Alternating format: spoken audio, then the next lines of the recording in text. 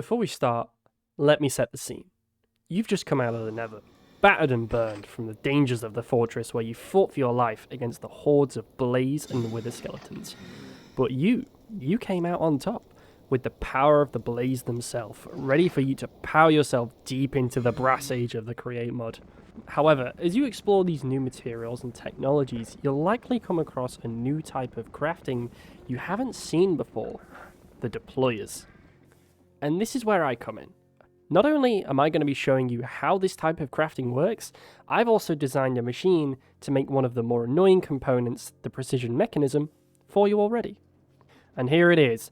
This design is made to fit against a wall, being relatively small in its footprint of only 4x6x7. All you need to do is put your gold sheets in the left barrel and then the corresponding materials in the top three and watch it go.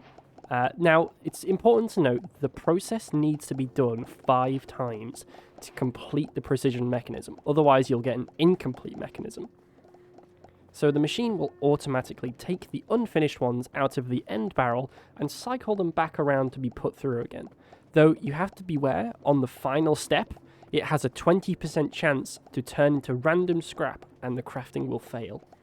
And I've sort of decided, instead of explaining how this thing works exactly, what I'm going to do is I'm just kind of going to bring up some useful tips and tricks about it as I'm doing the tutorial, rather than doing it all in kind of one lump bit before, because then it'll kind of come up where it's relevant and it'll be easier to kind of show it in action. And everything in this chest is what you're going to need to get started with this. So pause here, collect all these items, and then you'll be ready to go. So to start things off, we're going to start by building the frame of this thing. So we're going to take our dark oak logs and we're going to go 1 block here with a barrel on top, and then 1, 2, 3, 4 blocks on top of that. 5 blocks apart, and then do the same thing again.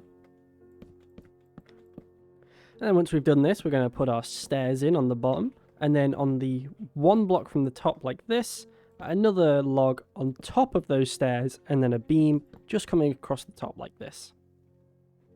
And then finally, we're going to have 1 plank here, 1 plank here, 3 barrels in the middle, and then 2 stairs underneath those planks. And that's kind of like the basic layout of this thing. So next up, we're going to do the belt work out the front, and we're going to take 1 shaft on either end like this, a belt between those, and then just 2 andesite funnels on either side like this. And then on the belt itself, I'm actually going to be using some brass casings. I think these look a little bit more sleek than the andesite casing. I really like the gold trim that these things have. And then after that, we're going to take 3 chutes from these barrels with 3 deployers. Now, it's important to note that if you shift and place these in, they'll be placed the wrong way. So you just have to right-click those on without crouching, and they should be facing the right direction. We're going to come back and set up the filters for all of these later on, but for now, this'll do. So next up is then the power to these things out the back, and we're going to take 3 chain drives on the back of these deployers, and on either side of those, we're going to have a vertical chain drive. And like I said in the last video, these do connect, even though it looks a bit weird, they do actually work like this. And then underneath, we're going to do 5 small cogs and 1 small cog down there. So then the next step, once we've done this, is we're going to be powering the belt with just 2 vertical gearboxes like this.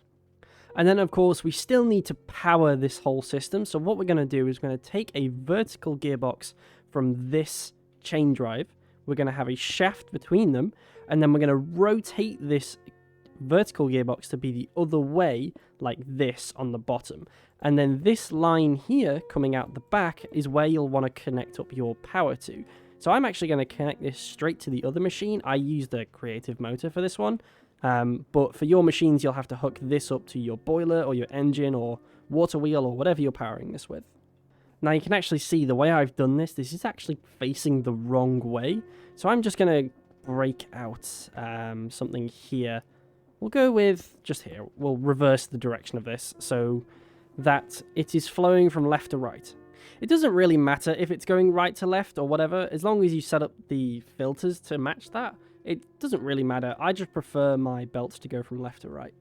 So the reason that we've actually hooked this up to the power already is because we actually need to use the machine to get our hands on an incomplete mechanism, which will be used for the filtering system to cycle them back round to the start. So while we're here, I'm just going to place in our placards here. This is just going to show us what item goes in what chest. So at the start here is obviously our gold sheets. Then we have small cogs, big cogs, and iron nuggets. And you just want to throw a handful of those items in each of these, and some of the gold sheets in, and you can see we're now at stage 3 of 15. And this here is the incomplete precision mechanism, and we're going to keep a hold of this because we're going to use it to set up the filtering system out the back here. So for said filtering system, we're going to come out the back here and we're going to place in some depots. So we're going to have one behind each of these barrels, and then one on top of the vertical chain drives like this.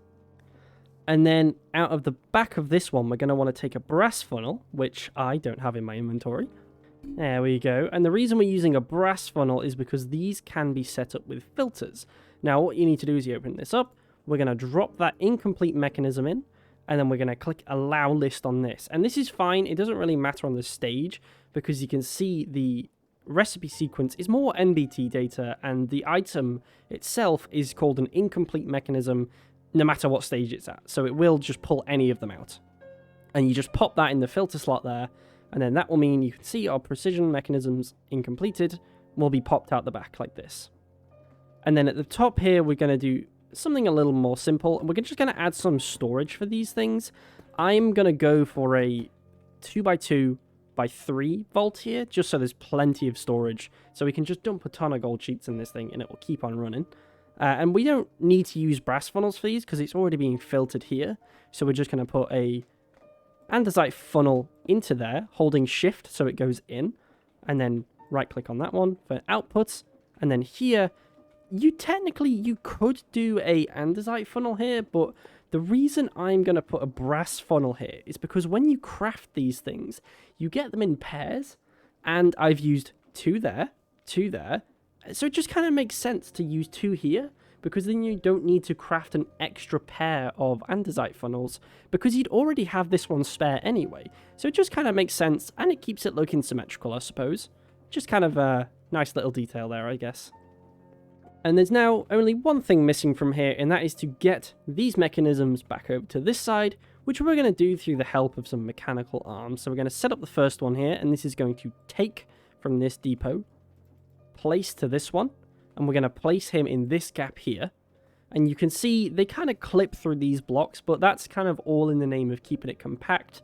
You don't really get to see these things. I guess if you really wanted to, you could run these cogs at the back here so you could see the arms, but I'm not really too fussed about that, so I just kind of kept it like this.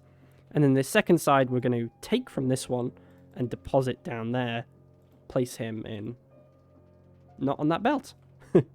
Take from there, deposit there, place there. There we go. And you can see he's now being cycled around, and hopefully when it's finished, it should not turn to scrap. Oh, one more. Nope. Ah, there we go. Perfect.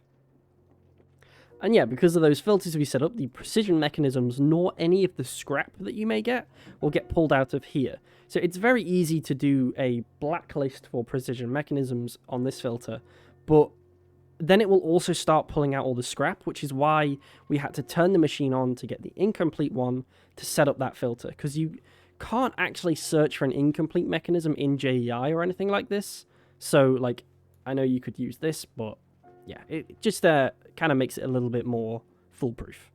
Oh, and once you've got your hands on this, I guess, you can put it in this placard here. I didn't include this in the material list because it felt kind of counterintuitive to put a precision mechanism in the material list for precision mechanisms. So once you've made one, you can fill that in. And then lastly is a little bit of decoration, because you can see having all of this open, these clipping through the blocks, it doesn't really look that good.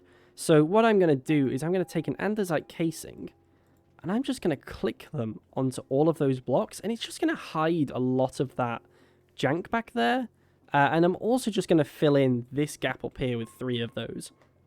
Now, the cool thing to note is that when you're clicking these onto belts like this, it doesn't actually consume the item. So the 3 casings that you gathered to place here, you can click them onto here and cover all this up before you place them there, and you don't have to get any more. It's kind of nice. But there you have it, a fully functional precision mechanism machine. Let's grab us some gold sheets and we can test this thing out. Let's go with half a stack. And you can see it's decently fast, as long you've just got to keep it topped up with your cogs and your iron nuggets, but other than that, it's looking pretty good. And you know, I figured this was kind of going to be a shorter one because it was a much smaller machine, but I break dirt. Thank you all very much for watching. I hope you found this tutorial helpful. If you enjoyed it, then make sure to subscribe to the channel and let me know in the comments anything else that you think would be useful. Also, that noise means they've just run out of resources. Gotta top those up again. But yes, see you later, guys. Thanks for watching.